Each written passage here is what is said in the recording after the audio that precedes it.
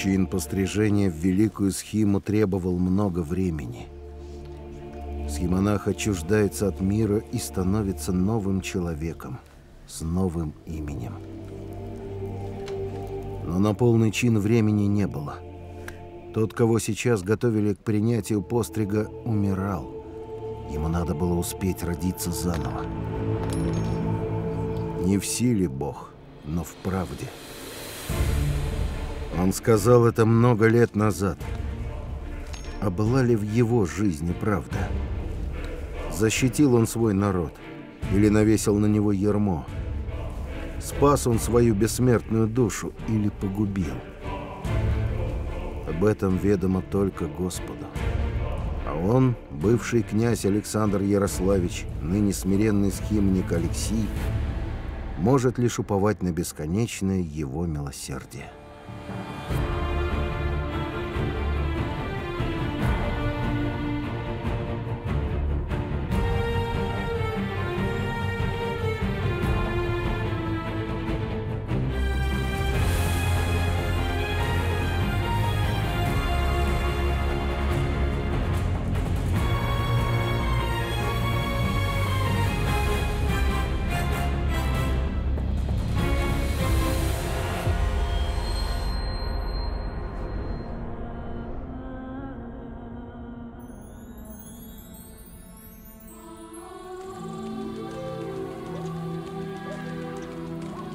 Безмятежное детство Александра прошло в Переяславле-Залесском, где стройный собор соперничал в белизне с облаками, а убранство княжеских палат не уступало великолепным картинкам в старых книгах о деяниях древних царей и великих героев. В огромной отцовской библиотеке хранились и русские летописи, и византийские хроники, и Александрия, греческий роман о подвигах Александра Македонского. Княжич был заворожен историей своего великого тезки, который завоевал полмира и даже, как говорили легенды, отодвинул конец света.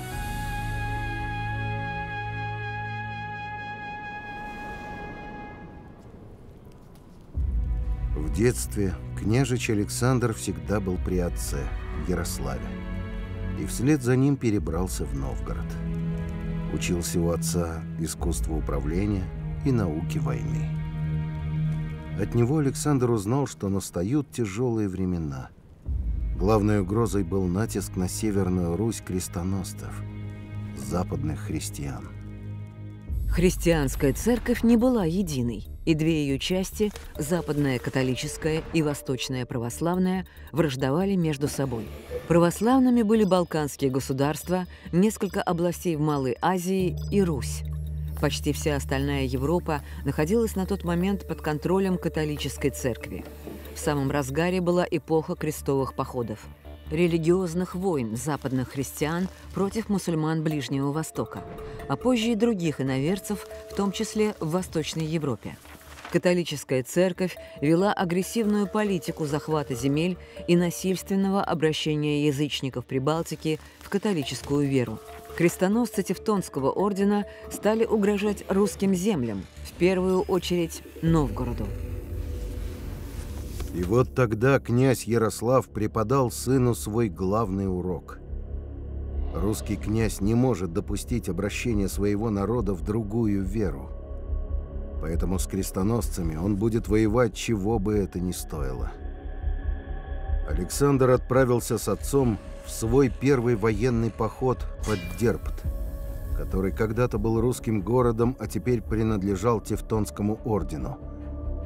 Навстречу новгородскому войску вышли закованные в железо рыцари.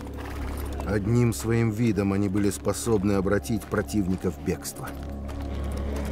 Прежде Александру еще не приходилось видеть врага столь грозного и, кажется, непобедимого. Но русские полки не дрогнули.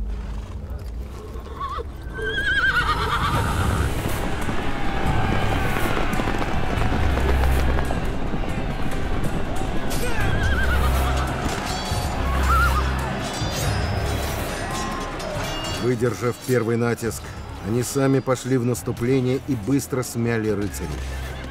Княжич Александр, задыхаясь от кипящего в груди восторга, вместе с дружиной гнал крестоносцев до самых городских стен. Тех, кто не успел укрыться в крепости, русские вытеснили на лед реки Амовжи. Лед треснул. Ставшее беспомощным, железное воинство затонуло.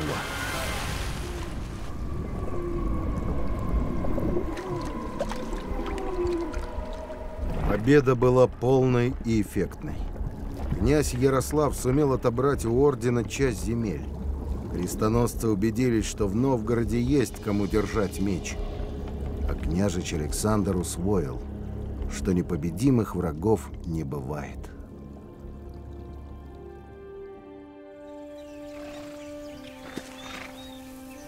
Пришла пора жениться, и отец выбрал ему невесту. Дочь полоцкого князя, Александру Бречеславну. Это был политический расчет, чтобы заключить с Полоцком союзный договор. Но брак по расчету обернется жизнью в любви и согласии. Княгиня Александра будет доброй женой, она родит своему князю 5 детей и впоследствии будет прославлена во Владимире как местно чтимая святая. Супружеской жизни Александру и Александре было отпущено всего четверть века. Князя Ярослава Всеволодовича призвали на Киевский престол, и он оставил наместником в Новгороде сына Александра. Юность окончилась. Молодому Ярославичу теперь нужно было самому воевать с рыцарями Тевтонского ордена и Литвой, самому договариваться со своенравными новгородцами.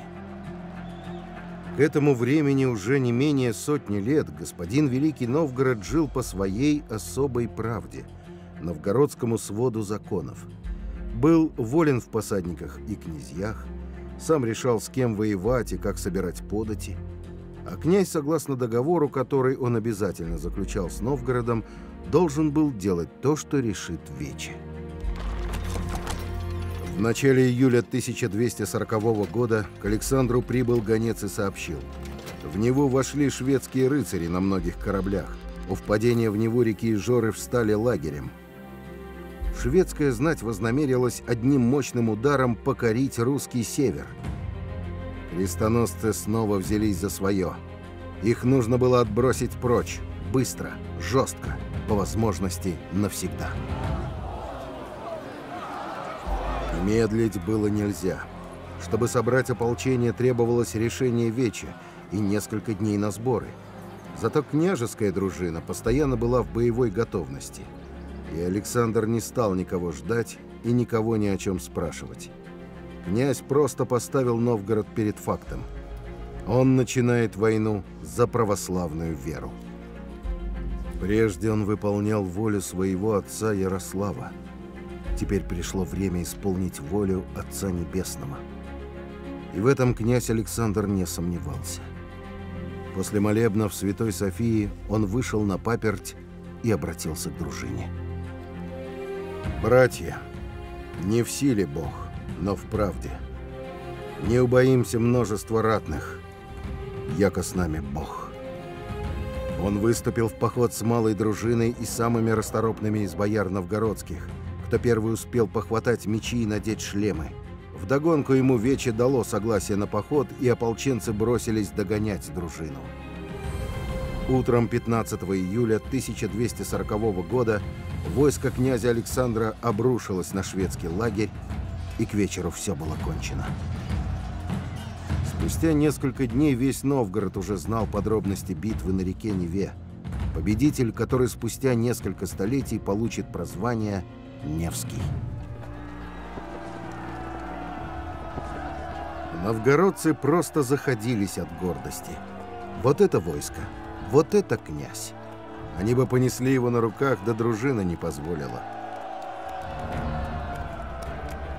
Но когда поразвеялся хмель восторга, Новгород призадумался.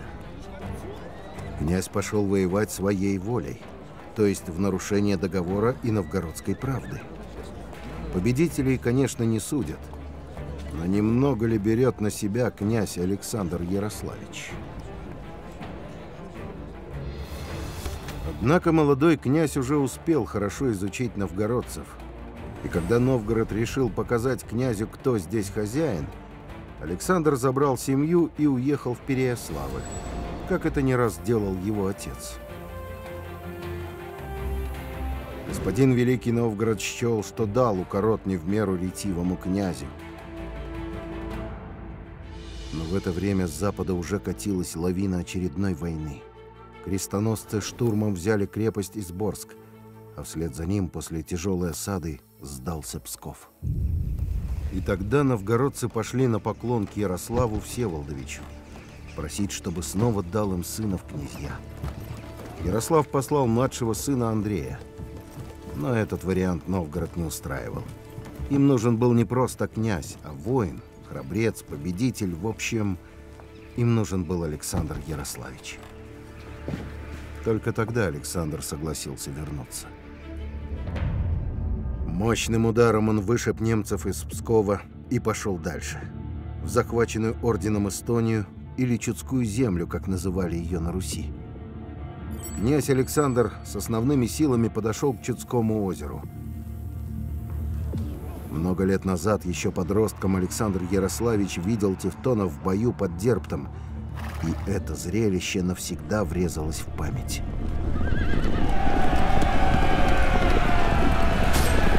И была сеча зла, и треск от ломающихся копий стоял.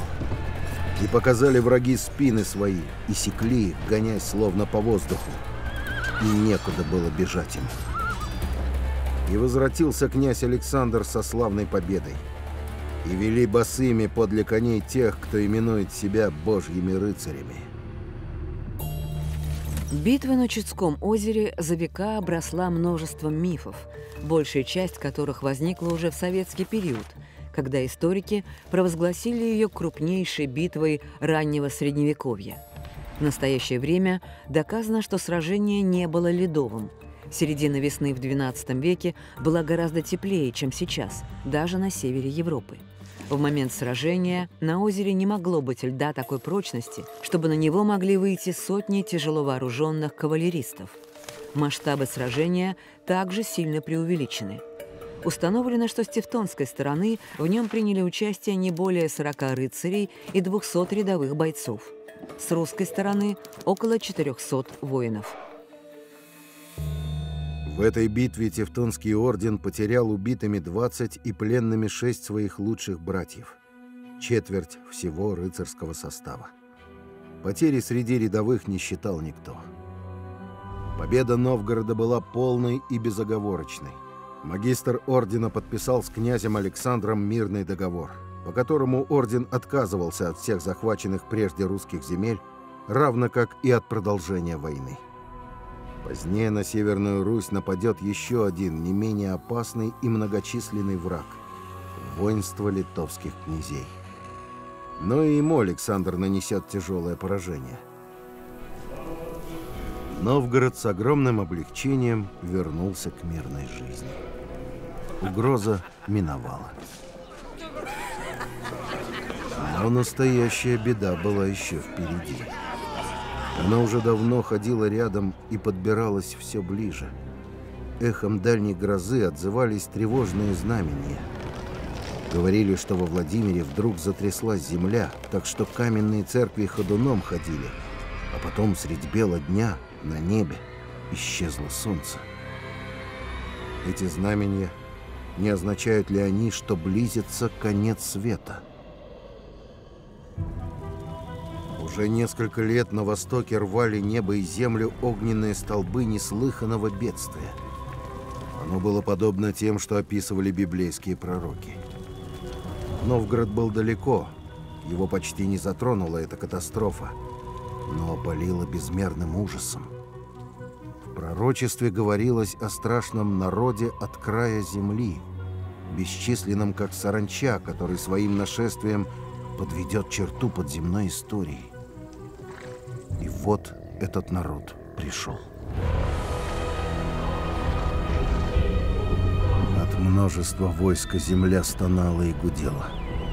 От многочисленности и шума полчищ столбенели хищные животные. Почти 20 лет назад из Великой Степи приходило огромное войско неизвестных прежде кочевников монголов.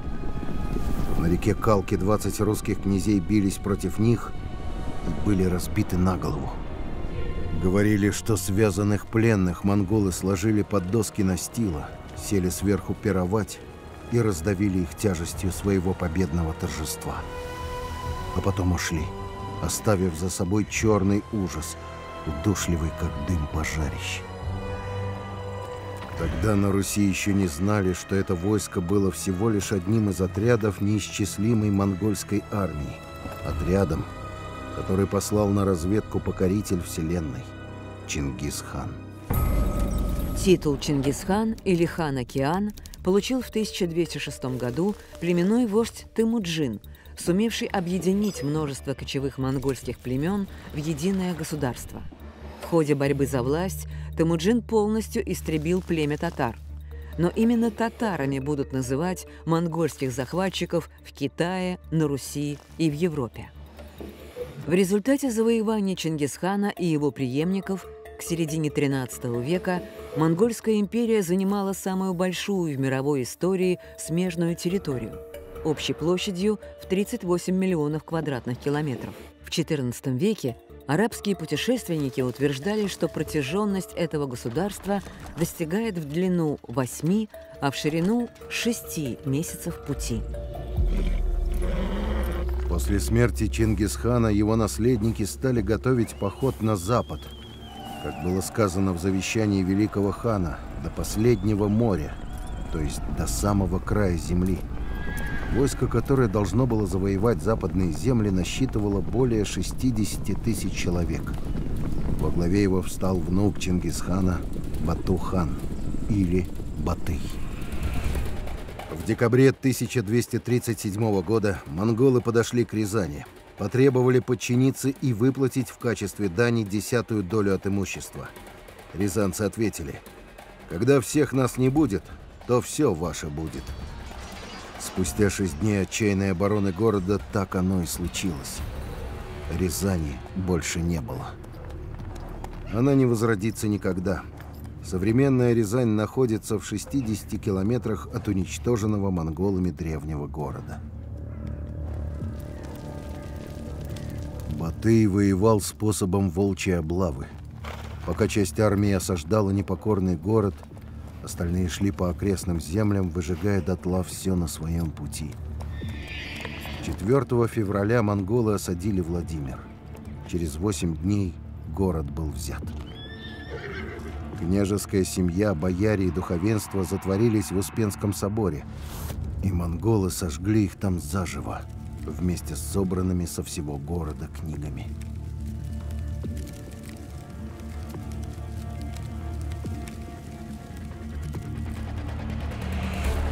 Менее чем за месяц пали 17 городов, в том числе Суздаль, Ростов, Тверь, Кострома, Дмитров, Москва. А сел и деревень погибло без числа. В середине марта, не дойдя 100 верст до Новгорода, монголы развернулись и ушли в свои степи. На обратной дороге осадили Козельск. Маленький город сопротивлялся не 6 дней, как Рязань, и не 8, как стольный Владимир, а 49. Только в мае, соединив все свои силы, монголы все же взяли его, прозвав злым городом, и вырезали всех жителей до единого. Потом волна нашествия схлынула, оставив за собой пожарище и горы трупов. Но это была только первая волна. В следующем году монголы пришли снова. Превратили в руины Муром, Переяславль-Южный, Чернигов. Еще через год Батый взял Киев. Древняя русская столица, богатый и прекрасный город с населением в 50 тысяч человек, стал обгорелым кладбищем. Спустя 6 лет там едва насчитывалось 200 дворов. Пройдя юго-западную Русь, хан Батый разорил Польшу, Венгрию, Хорватию и вышел к Адриатике. И дойдя до последнего моря, как завещал Чингисхан, Батый развернулся и ушел обратно в степи. Он остановился на Нижней Волге, и вскоре вокруг его ставки возник целый город – Сарай-Бату, дворец Батыя. Время походов окончилось. Пора было установить на завоеванных землях монгольский порядок.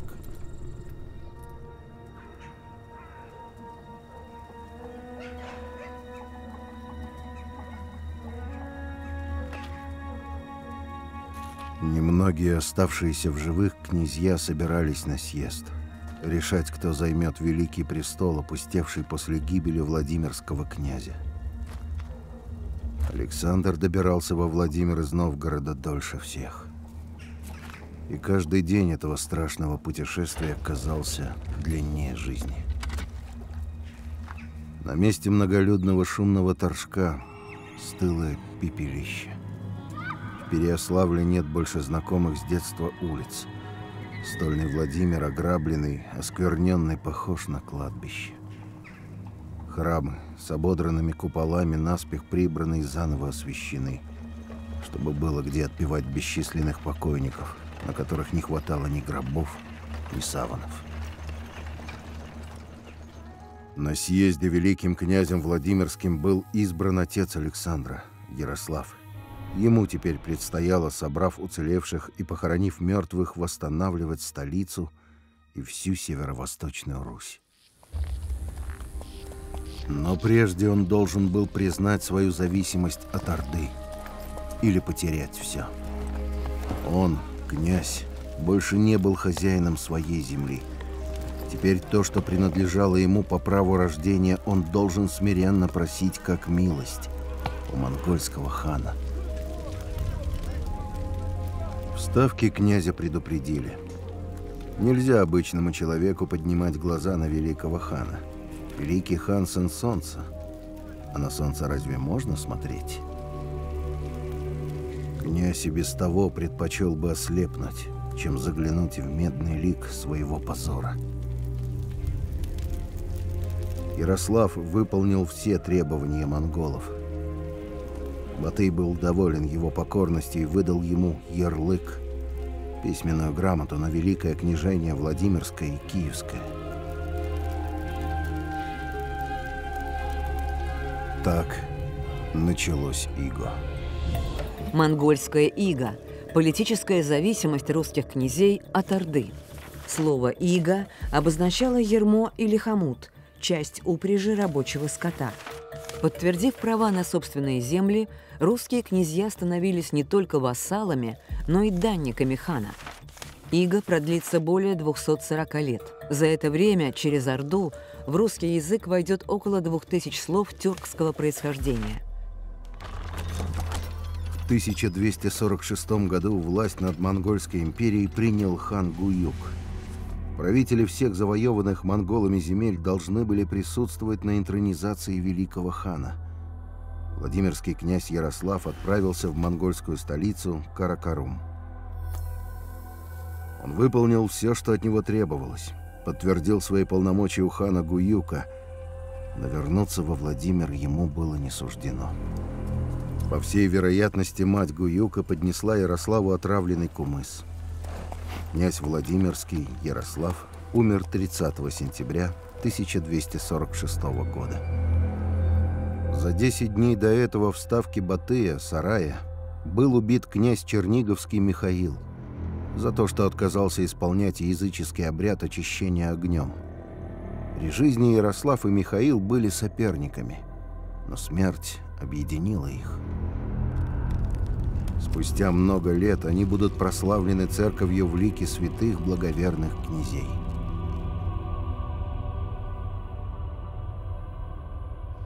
Весной следующего года тело Ярослава Всеволодовича привезли во Владимир. После похорон огласили завещание. Ярослав оставил великокняжеский престол не старшему сыну Александру, а младшему Андрею. Александр не стал оспаривать волю отца и вернулся к себе в Новгород. Но вскоре пришла грамота из Орды. Хан Батый пожелал, чтобы для подтверждения своих полномочий к нему прибыли оба сына великого князя, Александр и Андрей Ярославичи. От Новгорода до Сарая 2 месяца пути, через разоренные селения и разрушенные города. по безводным степям, усеянным костями людей и животных. На дороге русскому обозу не раз приходилось уступать место бешено скачущему всаднику. Красный бунчук, конский хвост на древке, означал, что гонец от великого хана и везет сверхважную почту. Система почтовой и ямской службы была создана при Чингисхане, чтобы обеспечить быстрое и надежное сообщение между отдельными армиями и территориями огромной монгольской империи. Эта первая в мире почтовая система позволяла всего за день донести информацию на расстояние 10 дней обычного пути. Для отдыха гонцов и смены лошадей на дороге располагались перевалочные пункты – дзям или ям. Чрезвычайный ханский гонец имел право брать в яме любых лошадей и любые припасы, кому бы они ни принадлежали. Его полномочия подтверждала охранная грамота «пайдза» – металлическая или деревянная дощечка с изображением сокола. Ханская пайдза была и у русских князей. Батый выдал ее как охранную грамоту. Пайдза защищала путешественников от убийства и прямого грабежа. Батый был наслышан о победах молодого новгородского князя. Он не собирался ломать русскую политическую систему, он хотел взять ее под свой контроль, и потому ему нужен был князь Александр Ярославич не мертвым и не рабом, а союзником, может быть, даже другом. Андрея била мелкая дрожь. Александр был непроницаем, как статуя. Это хорошо. Александр все же поднял на хана глаза. Он был почти вдвое моложе хана и тысячекратно слабее, но держал себя как равный с равным. И это тоже хорошо. Бату-хан умел ценить отвагу. Подали чаши. В чашах был каракумыс, царский напиток, прозрачный и сладкий, который достойны пить лишь избранные. «Знаешь ли ты, — спросил хан, — что Бог покорил мне многие языки? Покоришься ли ты силе моей?» «Знаю, — твердо ответил Александр, — и покоряюсь воле Божьей». Бату размышлял, кто кого сейчас переиграл. Но ему не было дела до русского бога. Он сам уже все решил. Именно Александра хан хотел видеть князем Владимирским. Братья предъявили хану духовную грамоту своего отца, который завещал Владимирское княжение младшему сыну Андрею. Последняя воля отца — весомый аргумент. Батый при всем желании не мог им пренебречь. Ярославичам казалось, что все самое страшное уже позади. Осталось со внешним смирением выслушать волю великого хана, который подтвердит завещание их отца, и вернуться, наконец, на Русь. Но Батый решил иначе. Коль скоро братья так носятся с этим завещанием, пусть отправляются решать свой вопрос прямо к великому хану, правителю всех монголов, в столицу монгольской державы Каракарум. Еще 4000 километров. Пекло пустынь и песчаные бури. Жестокие ветра, выдувающие душу. И степь, плоская как тарелка, которая сводила с ума своей бесконечностью. Все эти необозримые просторы были владениями монголов. Территории их порядка, простого, логичного и безжалостного, как сама степь. Спустя 4 месяца мучительной дороги княжеский обоз приблизился к Каракаруму. Над степью стоял рев и блеяние бесчисленных стад, окружающих столицу. Издали холмистая равнина казалась исполинской воронкой, втягивающей в себя все вокруг. Тяжело груженные караваны растворялись среди множества глинобитных домов и разноцветных юрт. Построенный на пустом месте менее чем за 30 лет, Каракарум превратился в город площадью в 375 гектаров, с населением около 30 тысяч человек. Вода из реки по каналам подавалась в пруды и многочисленные бани. В домах для отопления под полами проходили дымовые каналы от печей. Над плоскими кровлями возвышались 12 языческих кумирин, 2 мусульманские мечети и католическая церковь. Ханский дворец располагался на насыпном холме высотой 1,5 метра. Изнутри дворец был обит золотистым сукном. Высокие пороги и 72 опорных столба обернуты листовым золотом. Во дворе стоял гигантский фонтан, серебряное дерево со львами и змеями, из пасти которых во время ханских пиров извергались кумыс и рисовое пиво.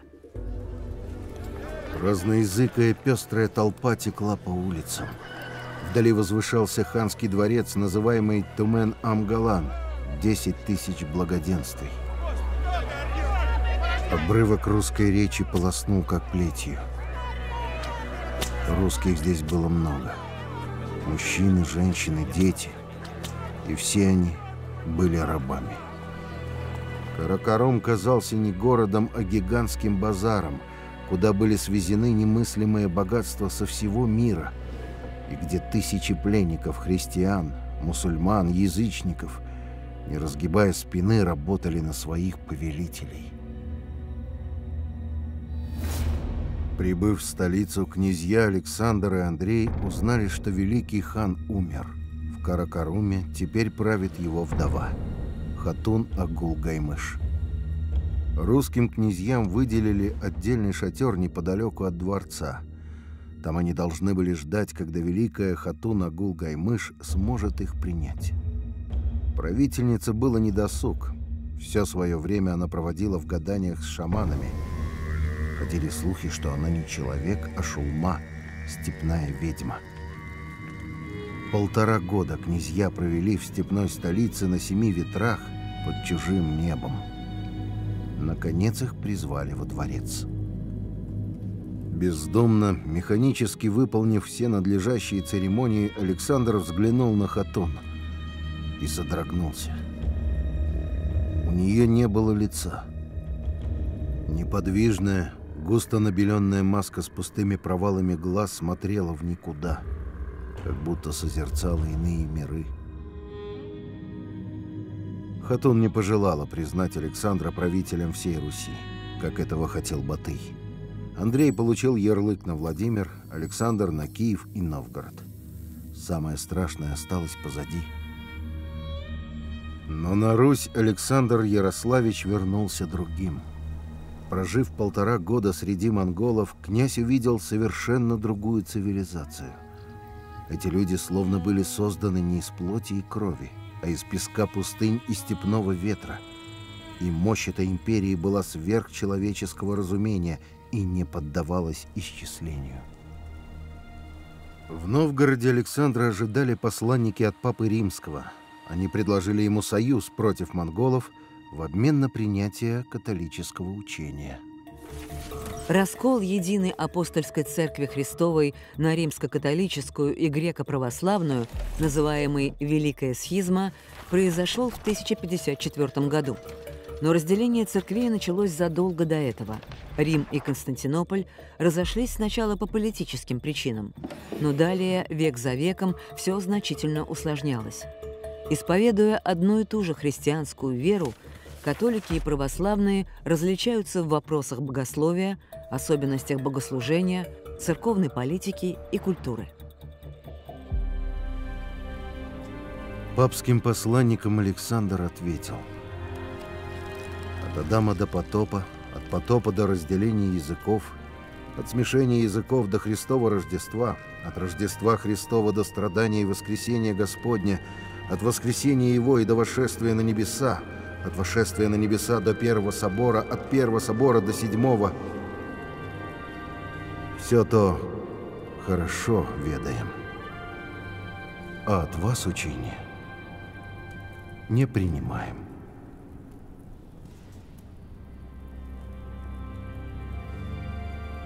Кардиналы никак не ожидали такого ответа. По их мнению, князь Александр был не в том положении, чтобы отказываться от покровительства самого папы и от западной помощи. Но Александр Ярославич очень хорошо знал, что делает. Никакие политические соображения не могли заставить князя поступиться спасением души и верой своего народа. После поездки в Каракарум ему все стало предельно ясно. Монголы – тот самый народ от края земли, о котором говорили библейские пророки. Против него бесполезно военное искусство и военная хитрость – это стихия, которой невозможно противостоять хоть с западной помощью, хоть без.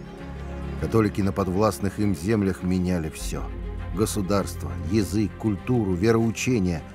Орда же не навязывала своих обычаев и не тащила никого в свою веру. Это понимали не все. Младший брат Александра, великий князь Владимирский Андрей Ярославич, перестал платить дань Орде. Батый вызвал в Орду обоих братьев. Александр поехал, а Андрей нет. Реакция последовала немедленно.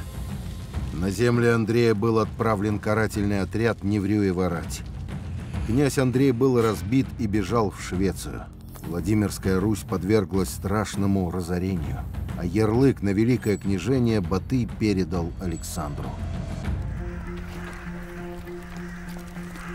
Снова, как 10 лет назад, его конь ступал по выжженной земле.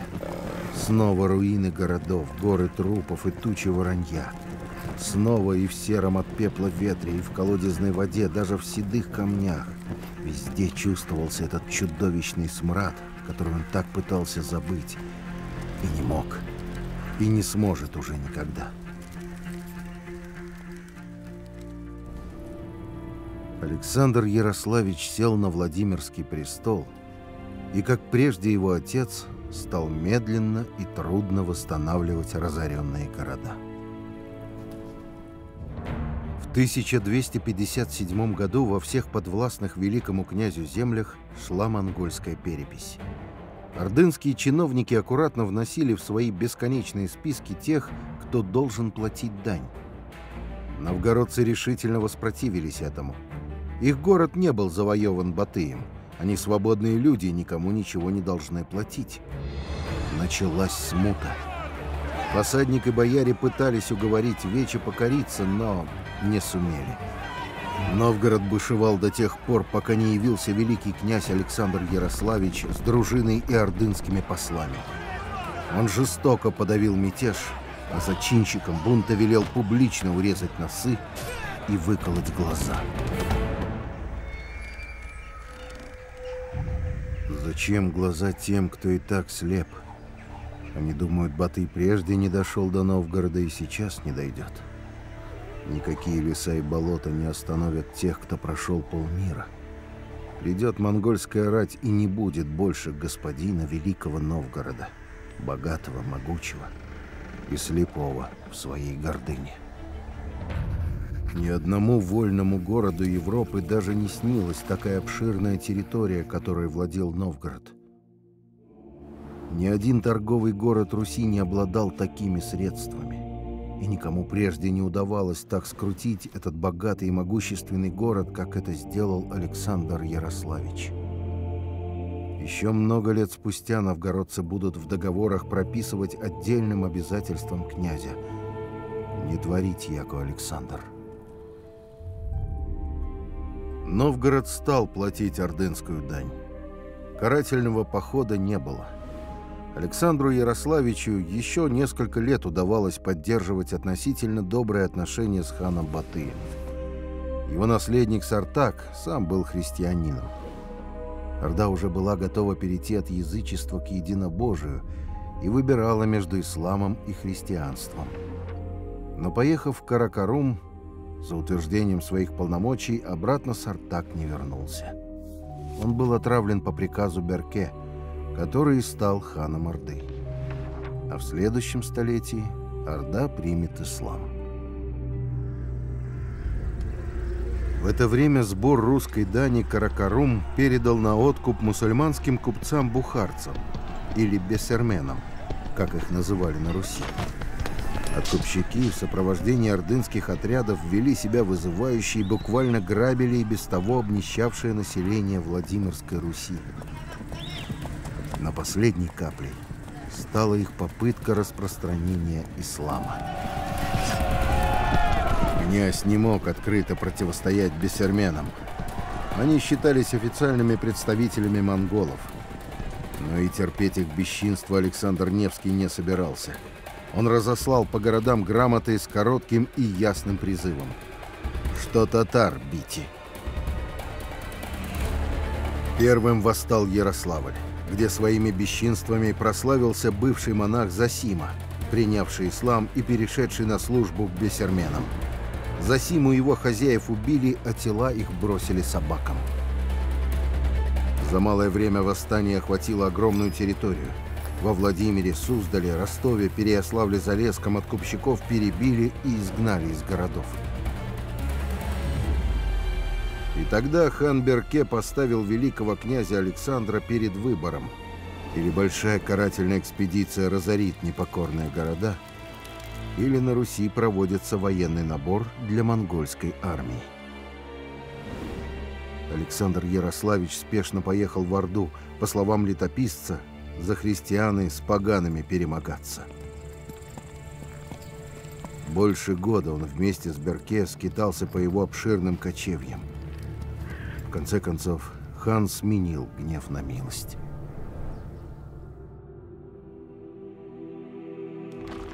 Осенью 1263 года Александр Ярославич выехал из сарая. Ему было 42 года, но он чувствовал себя немощным старцем. Была ли причиной болезни, или ему поднесли отраву в Орде, это уже не имело никакого значения.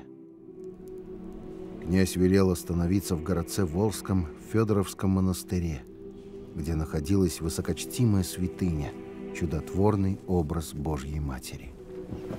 Спустя 350 лет иконой Федоровской Божьей Матери будет благословлен на царство первый правитель из династии Романовых.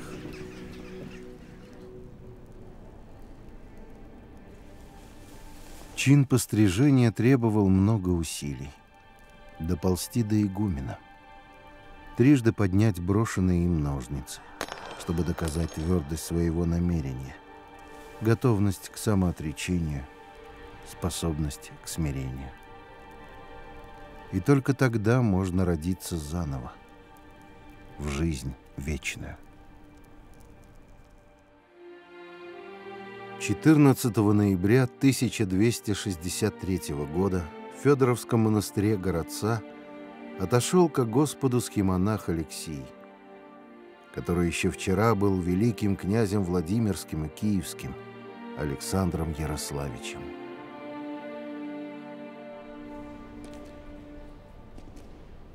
Через несколько дней во Владимире митрополит Кирилл, выйдя к собравшимся перед Успенским собором горожанам, сказал: «Чадо мое милое, разумейте, яко заиде солнце русской земли».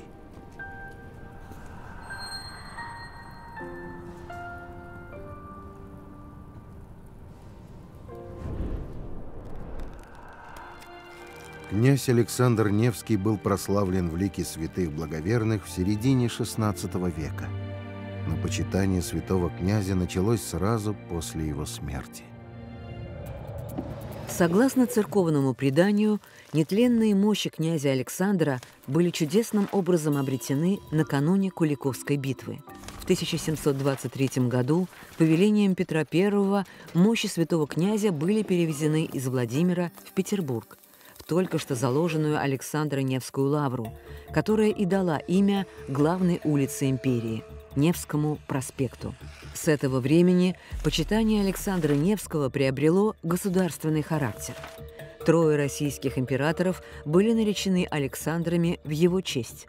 В советское время, в 1942 году, первым из дореволюционных орденов был восстановлен орден князя Александра Невского. В настоящее время он является единственным орденом, который объединяет наградные системы Российской империи, Советского Союза и Российской Федерации. Смирив гордость, он признал зависимость от Орды и этим спас свою страну от полного уничтожения. Своим выбором Александр Ярославич предопределил дальнейший ход русской истории. И его военные подвиги на Западе против ордена и подвиг смирения на Востоке в Орде имели одну цель сохранения русского православного государства.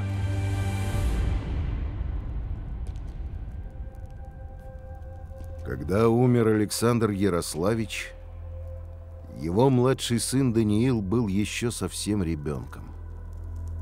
И на постриг Камвону княжичу пришлось идти без отца. Но то, что начал Александр Невский, продолжит именно этот мальчик. Даниил Александрович станет основателем рода московских князей, которые обрушат власть Орды и создадут новое государство – Московскую Русь. История продолжалась. И это была история православного русского государства.